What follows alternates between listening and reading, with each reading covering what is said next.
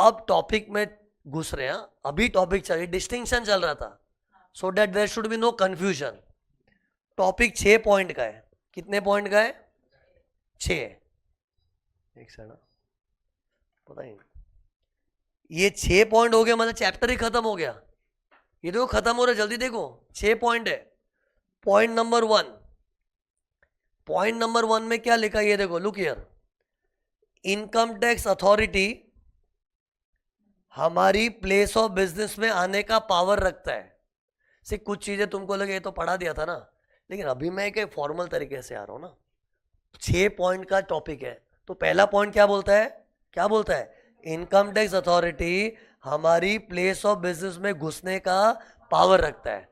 और घुस के पता है क्या करेगा? लुक, वहां जो प्रोपराइटर होगा, मतलब मालिक बिजनेस का, एम्प्लॉई और एनी अदर पर्सन, उसको जाके पूछेगा क्या? हमको बुक्स ऑफ अकाउंट्स और डॉक्यूमेंट्स चाहिए। जैसे यहां पे आ गया तो क्या बोलेगा? शीरीष व्यास तेरा बुक्स ऑफ अकाउंट्स और डॉक्यूमेंट्स चाहिए, बुक्स मांगेगा।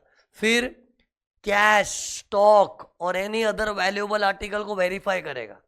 जैसे आके मेरे को पूछ सकते, तुम्हारे गले में कैश कितना है बताओ, तो जो भी कैश है मुझे बताना पड़ेगा और गिनेंगे खाली। ये क्यों कर रहे हैं मालूम है? क्यों? कैश गिन के देखेंगे कि इसके गले में तो 25 लाख रुपया पड़ा है और कैश बुक तो खाली 2-3 लाख दिखा रही है।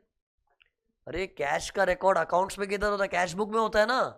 तो फिजिकली कैश 25 लाख है और उसको कैश बुक से मैच किया 2-4 लाख ही है, तो देर इज अनअकाउंटेड कैश, ये पता चलता है।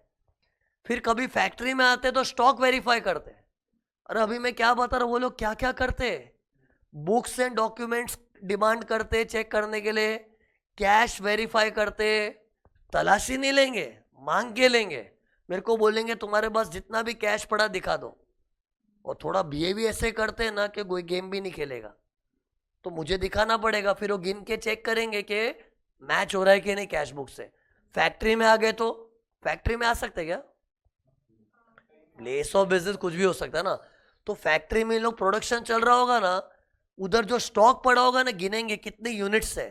पता चला उधर 1 लाख यूनिट्स का प्रोडक्शन पड़ा था, और वो स्टॉक रजिस्टर में देखा तो स्टॉक रजिस्टर में 10-15 हजार यूनिट से दिख रहा है, एक्चुअली 1 लाख का प्रोडक्शन हुआ है। मतलब प्रोडक्शन भी छुपा रहा है। सोच, प्रोडक्शन छुपाया तो उसकी सेल भी छुपाएगा, इनकम भी छुपाएगा, तो ये उनको सबूत मिलता है। अरे वो टाइम से उन लोग क्या क्या करते हैं, books and accounts. Actually see मैंने इसको ऐसे बनाया, वो आके 3 चीज बोलेगा, हमें बीडी दो, हमें कसो दो, हमें इन्फो दो। अरे ये बोलेगा, क्या बोलेगा इनकम टैक्स वाला? हमें बीडी दो। बीडी मतलब वो बीडी नहीं, बुक्स एंड डॉक्यूमेंट्स। कसो मतलब cash, stock, other valuable articles. See other खाली बोलना पड़ता है, मेनली उनको कैश और स्टॉक की पड़ी है, बट लॉ में ऐसा लिखना पड़ता है कैश, स्टॉक और एनी अदर वैल्यूएबल आर्टिकल। वो लोग चेक करने बैठ जाते हैं वो लोग। फिर इंफॉर्मेशन मतलब पूछताछ करेंगे। जैसे मेरे यहाँ पे आए ना, एक तो बुक्स मांग लेंगे, फिर बोलेंगे ठीक है बुक्स देख ली, अभी बैठो इधर जरा, हमारे कुछ सवाल है उसका आंसर दो। कुछ भी रैंडम क्वेश्चन पूछने लगेंगे, और मैं मेंटली प्रिपेयर्ड नहीं हूं ना, तो शायद मेरे मुंह से सच निकल जाएगा, और मेरे मुंह से कुछ ऐसा निकल गया तो वो लोग पकड़ के बैठ जाएंगे, चोर पकड़ी गई ना तेरी चोरी से। आज अचानक से कोई पूछेगा तो किसी का चोरी पकड़ा जाता है ना। तो इन शॉर्ट इन लोग 3 चीज करते हैं, रटो 3 चीज, हमें बीडी दो, हमें कसो दो, हमें इन्फो दो। फुल फॉर्म बोलो, books and documents, cash, stock, other valuable article, और इंफॉर्मेशन मतलब हमारे कुछ क्वेश्चंस का आंसर दो। यही 3 चीज के लिए आते। तो सिर्फ बच्चे ने ये तो पढ़ लिया कि वो लोग सर्वे में अचानक आते हैं, लेकिन आके मांगते क्या है? प्रिसाइसली 3 चीज, बीडी, कसो, इन्फो। और ये किसको पूछेंगे? प्रोपराइटर को भी पूछ सकते हैं, एम्प्लॉय को भी, और एनी अदर पर्सन। जैसे सी मेरे यहाँ पे है ना, मैं नहीं था, मैं तो बिजनेस का मालिक हूं ना, मैं नहीं था, मेरा कोई स्टाफ बैठा था इधर। तो स्टाफ ऐसा नहीं बोल सकता मेरे को मत पूछो, मेरे को कुछ मालूम नहीं, ये शीरीष सर का क्लास है। ऐसा नहीं है, स्टाफ का भी ड्यूटी बनता है। इनकम टैक्स वाले स्टाफ को ही बोलेंगे, या फिर मेरे यहाँ पे कोई आर्टिकल क्लर्क बैठा है, आर्टिकल क्लर्क, उसको ही पूछ सकते हैं ये क्या लिखा है देखो, एनी अदर पर्सन जो वहां मौका वारदात पे मौजूद है। इसको इंग्लिश से बोलूं, एक्चुअली मैंने ना .1 पढ़ा दिया है देखो, प्लेस ऑफ बिजनेस में आता है। सुनने में कितना सिंपल लग रहा है, इंग्लिश थोड़ा डेंजर लैंग्वेज है। ये देखो प्लीज सुनना, थोड़ा ये ड्राइंग को देखोगे ना, आई स्वेयर याद हो जाएगा। ये देखो, this section empowers, powers, which section 133A, this section empowers an income tax authority to enter a place of business and require the proprietor, employee or any other person to afford him necessary facility to inspect BD, to afford him necessary facility to check CASO, to furnish such information as he may require। यही मैं हिंदी में सिखाया था, तो बोलो क्या था sentence. अरे ये ड्राइंग को इंग्लिश में कन्वर्ट करो ना, पहले हिंदी, कभी भी आंसर हिंदी में मन में बनाना चाहिए, हिंदी या फिर अपनी कोई भी रीजनल लैंग्वेज, फिर उसको ट्रांसलेट करना है। तो सी वो इनकम टैक्स वाला आएगा, किससे बात करेगा, प्रोपराइटर, एम्प्लॉय, अदर, क्या पूछेगा, हमें बीडी दो, हमें कसो दो, हमें इंफॉर्मेशन दो, बस अभी इसको इंग्लिश में ट्रांसलेट करना है। This section empowers the income tax authority to enter a place of business and require, ऐसा करना, रिक्वायर द प्रोपराइटर, प्रोपराइटर को बोलेगा चल ये दे, require the proprietor, employ or any other person to afford him necessary facility, afford him मतलब give him necessary facility to inspect बीडी, मतलब प्रिसाइसली क्या बोल रहे हैं, मुझे तेरी बुक्स चेक करनी है, चेक करने की फैसिलिटी दे। फैसिलिटी मतलब इन शॉर्ट ऐसे नहीं कि मेरे को बैठने की जगह दो, वो नहीं, इन शॉर्ट बुक्स दे, मुझे चेक करना है, लेट मी चेक। तो इंग्लिश में क्या होता है, टू अफोर्ड हिम, अफोर्ड मतलब give him necessary facility to inspect बीडी एंड, और तीन चीज थी, बीडी कसो, और to afford him necessary facility to check and verify cash, stock, any other valuable article, और to furnish such information as he may require. ये फर्स्ट पॉइंट था। सेकेंड पॉइंट चालू हो रहा है अभी। अब है ना, यहां जो प्लेस ऑफ बिजनेस में जो प्रोपराइटर था ना, बहुत स्मार्ट था। जैसे इनकम टैक्स वाला है ना, उसने क्या बोला, हमें बीडी दो, हमें कसो दो, ये दो, वो दो। तो ये लोग क्या, वो आपको बीडी चाहिए, मतलब बुक्स एंड डॉक्यूमेंट्स, वो तो इधर है ही नहीं, वो तो मैंने घर पे रखी है, घर पे तो जाना अलाउड नहीं है ना आपको। और एसएससी को मालूम है तलाशी तो लेंगे नहीं। सोच क्या स्मार्टली गेम खेल रहा है। जैसे मेरे पास इधर आ गए, मेरे को बोला शिरीश्वर आपका बुक्स ऑफ अकाउंट्स दो, तो मैंने क्या बोला, मेरे पास बुक्स ऑफ अकाउंट इधर है ही नहीं, मैं तो घर पे रखता हूँ, क्लास में रखता ही नहीं हूँ। और ये मैं इतना बिंदास क्यों बोल रहा हूँ, क्योंकि मुझे पता है वो लोग तलाशी नहीं लेंगे। तो ऐसे में पता है वो लोग क्या, ओ आपने घर पे रखी, तो चलो घर पे। फिर मैं नहीं, घर पे कैसे, सर्वे का रूल है, प्लेस ऑफ बिजनेस। तो इधर एक नया पॉइंट सुनना, first entry place of business पे करना है, लेकिन वहां तू बोलेगा कि हमने बुक्स वगैरह घर रखी है, मेरी गाड़ी में रखी है, तो चल उधर भी चलेंगे। पहला एंट्री प्लेस ऑफ बिजनेस में होना चाहिए। सी लॉ ने ऐसा बोला है कि तुम डायरेक्ट घर में मत घुस जाओ, पहले शरीफों की तरह उसके ऑफिस में जाओ, जो भी उसका बिजनेस प्लेस है। लेकिन फिर वही कह रहा है कि आपको जो बीडी चाहिए, आपको जो कसो, कसो क्या होता है, cash, stock, other valuable article चाहिए, वो हमने यहां नहीं रखा, घर पे रखा, तो घर पे भी जा सकते हैं।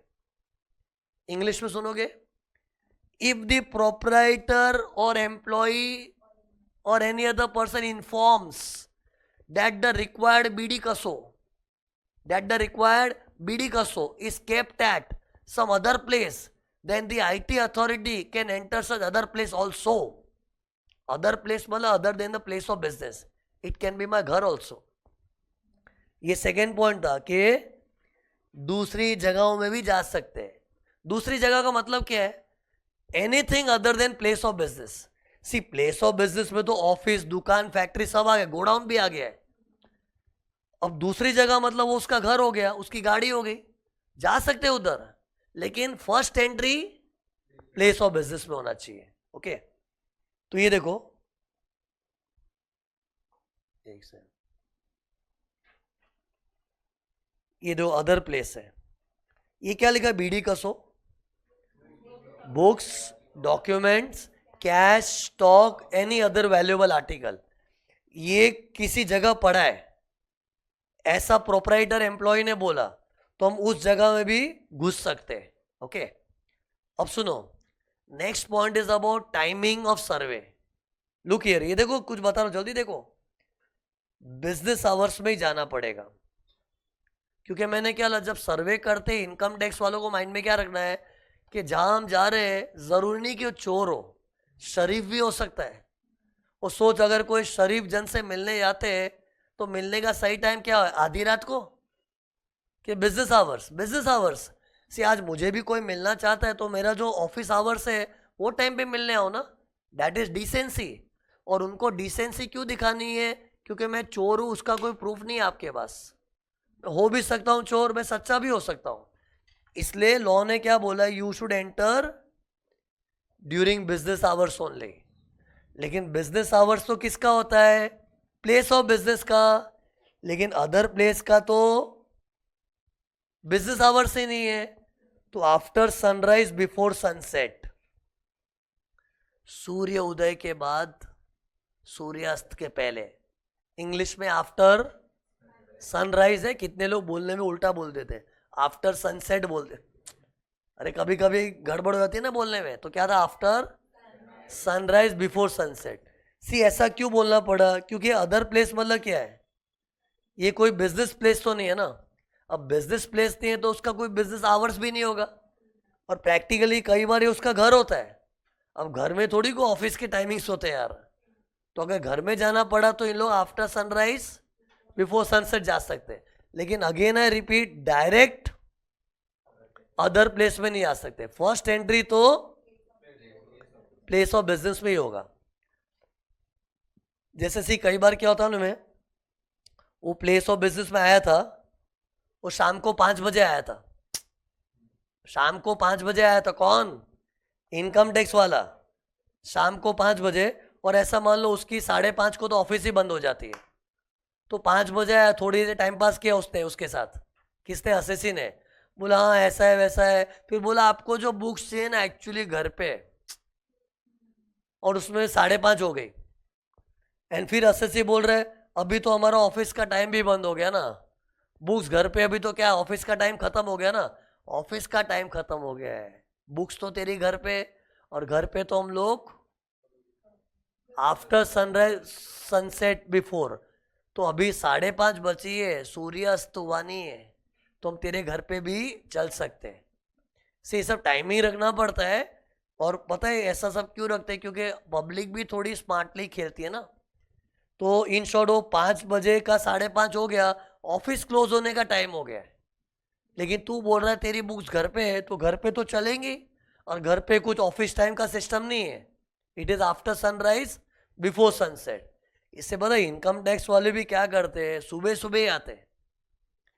ऐसे टाइम पे आओ तो क्या मतलब कुछ भी कर सकते हैं। सुबह सुबह क्या पूरा दिन मिलता है ना। जैसे किसी की ऑफिस खुल रही है 9 बजे, तो 9 बजे के टाइम पे पहुंच जाओ। और वो लोग भी खबर रखते हैं कि किसकी ऑफिस का क्या टाइमिंग है, वो पहले एडवांस में प्लानिंग करके रखते हैं, और इन लोग जितना हो सके उतना जल्दी ही आते हैं। अब सुनना एक बहुत इंपॉर्टेंट पॉइंट है। इन लोग क्या है, जैसे मेरा ऑफिस टाइम 9 to 6 है, 9 AM to 6 PM। तो इन लोग परफेक्ट ऑफिस टाइम के अंदर ही एंट्री मारे थे, तो सही था। लेकिन अभी इनकम टैक्स वाले वहां से निकलने को तैयार नहीं है, पूरी रात बैठे रहे। तो ये सही है क्या? चलेगा? Time of entry is prescribed, time of exit is not prescribe by the law. कितना स्मार्ट है लॉ, मालूम है? आने का टाइम रखा है कि आएंगे हम शरीफों की तरह, शरीफों के टाइम में। लेकिन एक बार घुस गए तेरी ऑफिस में और पता चला तेरे बुक्स और अकाउंट्स में बहुत झोलझाल दिख रहा है, हमको चेक करने में बहुत मजा आ रहा है, पूरी रात बैठे रहेंगे। तू रोक नहीं सकता है, क्यों? कानून ने हमको एंटर करने के लिए बोला है शरीफों की तरह आओ, लेकिन एग्जिट करने के लिए लॉ में कोई टाइम प्रिस्क्राइब नहीं किया है। इस पे रियल लाइफ में झगड़े हुए। एक होटल में सर्वे हुआ था, ऐसी रियल लाइफ कहानी बता। होटल में 5 स्टार होटल्स होते हैं ना, सर्वे हुआ था, तो इनकम टैक्स वाले घुस तो गए लेकिन वहां से निकलने को तैयार नहीं, पूरी रात बैठे रहे। और होटल वालों ने तमाशा कर दिया, ऐसा नहीं चलता है, आपको बोला business hours business hour business hour. तो उसमें क्या बोला भाई, बिजनेस आवर्स में एंटर करना होता है, एग्जिट करने का टाइम नहीं है। और तुम लोग भी सोचो ना, अगर कानून ने बोला होता ये टाइम पे निकल जाओ तो उनका काम अधूरा रह गया ना। और क्या होता है ना, एक बार इनकम टैक्स वाले इधर आए हुए चले गए ना, एसएससी को लगे यस चले गए, अभी मैं सारे सबूत को छुपा डालता हूँ, फिर वो प्रिपेयर्ड हो जाएगा।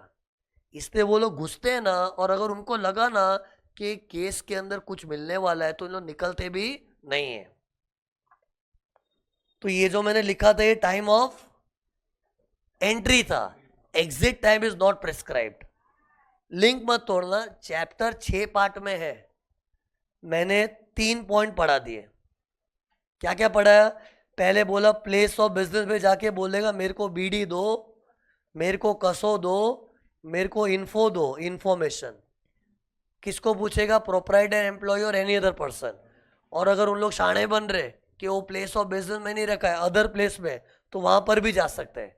और जाने का समय क्या होता है, प्लेस ऑफ बिजनेस और बिजनेस आवर्स, अदर प्लेस में आफ्टर सनराइज बिफोर सनसेट। और टाइम ऑफ एंट्री लिखा है, एग्जिट टाइम कुछ भी हो सकता है।